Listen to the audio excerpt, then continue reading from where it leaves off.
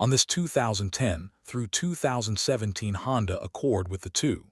For gas engine, B1036 is handled through the MICU, the Multiplex Integrated Control Unit. In plain language, this code may point toward a body electrical circuit problem involving the path between the underdash fuse and relay box and the gauge control module.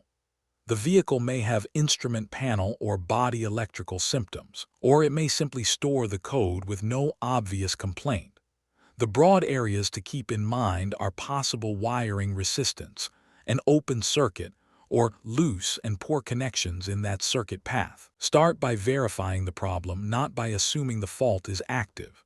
Clear the codes with the HDS first. Then cycle the vehicle power. Turn the ignition switch to lock, then back to on, or if it has the engine start-stop button, select OFF mode and then on mode. After the power cycle, wait for at least 6 seconds.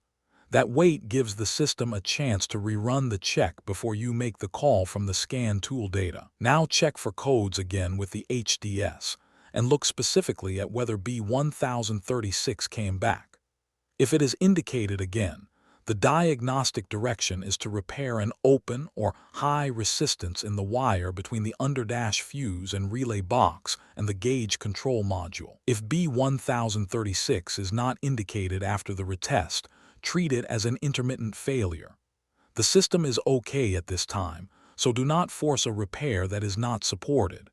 Check for loose or poor connections, and if the fault will not repeat, pause, recheck the earlier diagnostic path, and avoid guessing. The key on B1036 is to separate an active circuit fault from an intermittent connection issue.